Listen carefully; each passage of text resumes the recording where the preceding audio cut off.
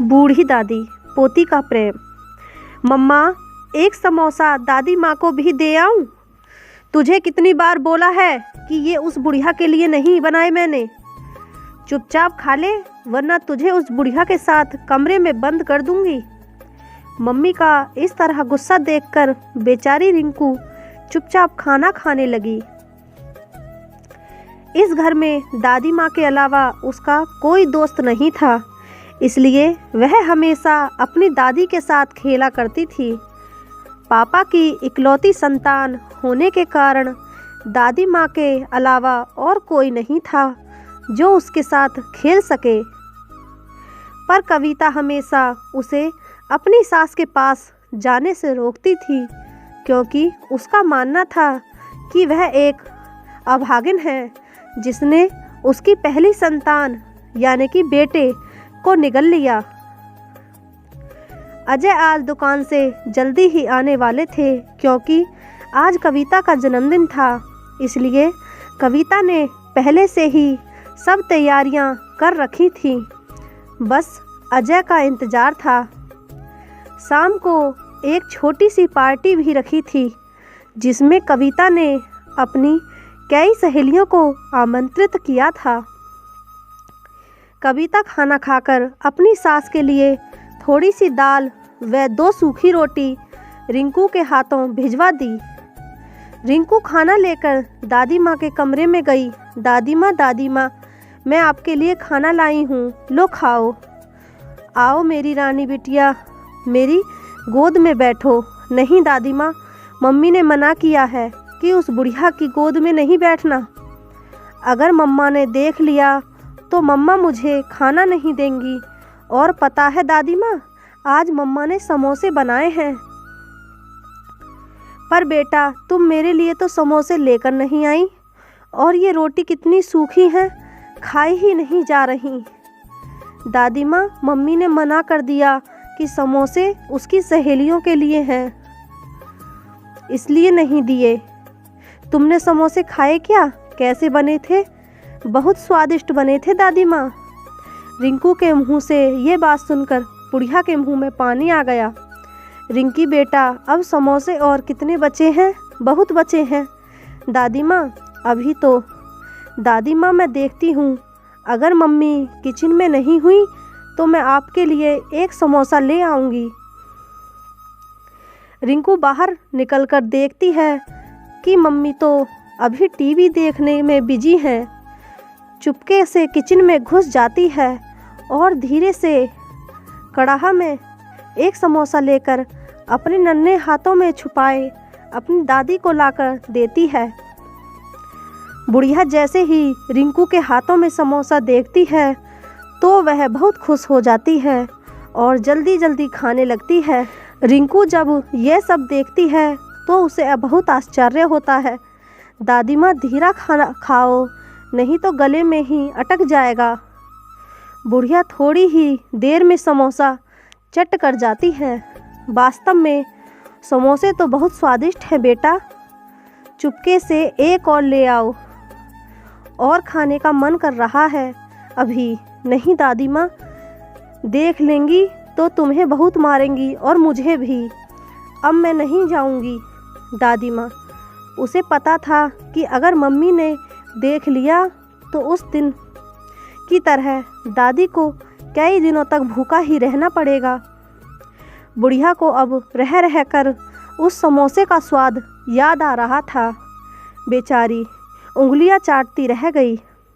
अब मैं जाती हूँ दादी माँ, नहीं तो मम्मा को पता चल जाएगा।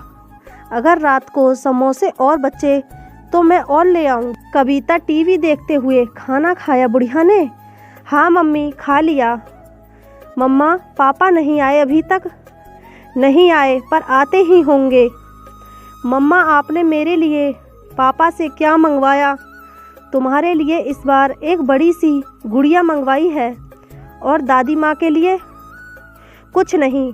वैसे भी क्या ज़रूरत है उस बुढ़िया के लिए इतने पैसे खर्च करने की? वो देखो, तुम्हारे पापा आ गए। पापा आ गए, पापा आ गए। अजय ने रिंकू को गोद में उठाते हुए, पता है हम तुम्हारे लिए क्या लेकर आए?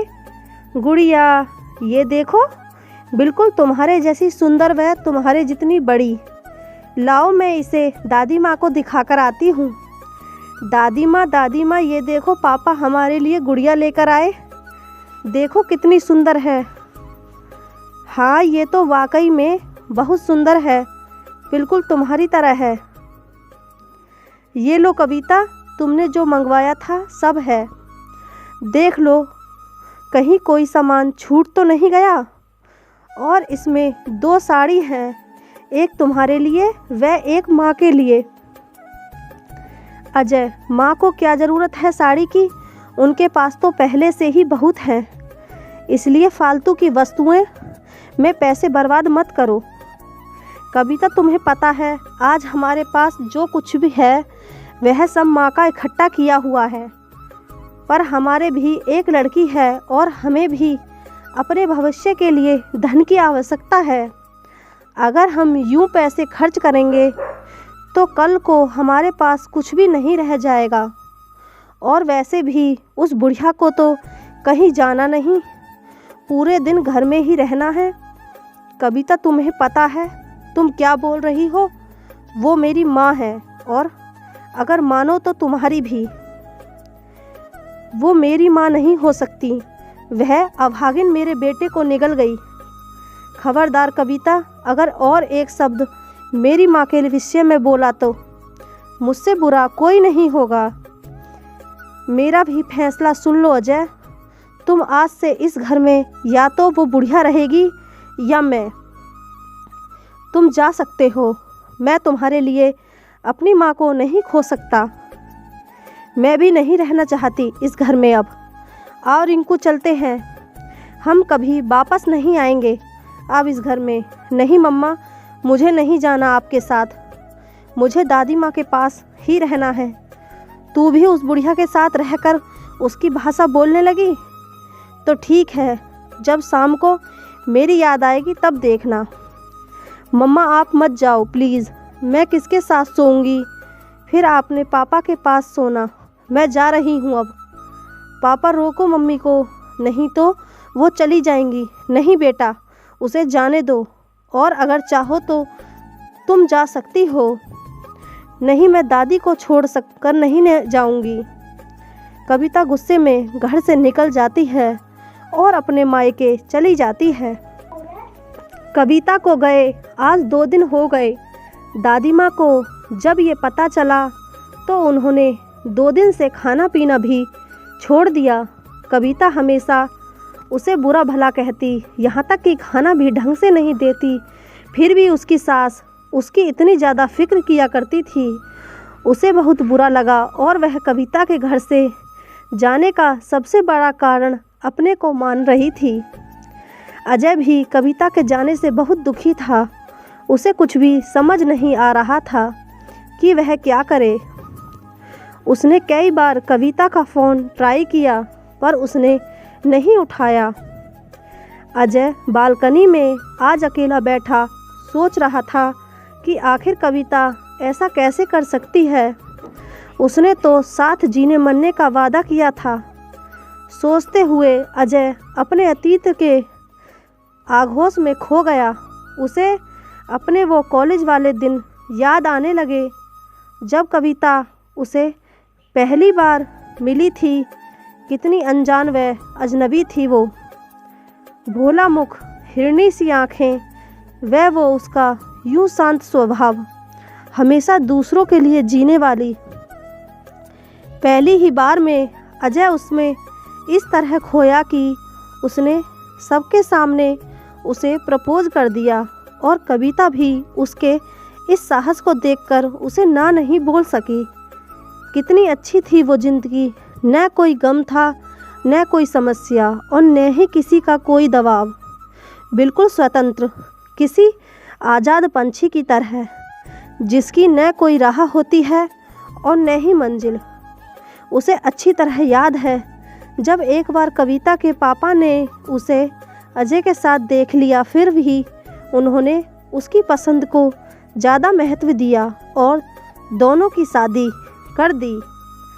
पर आज वे क्यों इतना असहाय हो गया था कि किसी वेहलिए के बाणों द्वारा बीधे पंछी की तरह ज़मीन पर अनाथ पड़ा हो।